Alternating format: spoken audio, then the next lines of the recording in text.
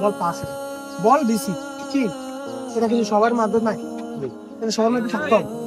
তাহলে কোনো কারণবশত বল যদি তুমি রিসিভ না করতে পারো, তুমি সবসময় লুজার প্লেয়ার এখন, ঠিক আছে? তোমার সর্বপ্রথম কাজ হচ্ছে কি বলটাকে রিসিভ করা।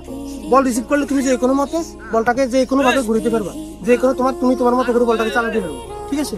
আগে সর্বপ্রথম আমাদের কি শিখতে হবে? রিসিভ। এবং যে ভালো রিসিভ করে, হ্যাঁ, সে তো পারে, তারা দেখে কিন্তু তোমার শিখতে আছে।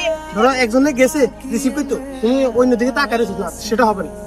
ও রিসিভ দেখে তুমি শিখে নিতে হবে, ঠিক আছে না? যে ভালো করবে তাকে থেকে শিখে নিতে হবে, এটা মাথা থাকবা।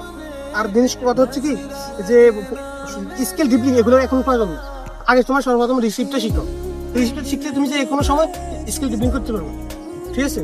আর চেষ্টা করবা কি, মানে বুকে যে বলগুলো আছে না, এবার সোজা নালে এভাবে লইতে হবে, তাহলে বলটা কি একর থাকবে।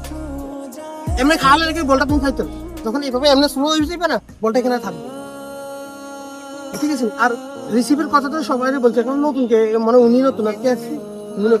রিসিভ করতে হলে কিভাবে করতে হবে, এই জায়গাটা পায়ের এই জায়গাটা সোল্ড করে ফেলতে হবে।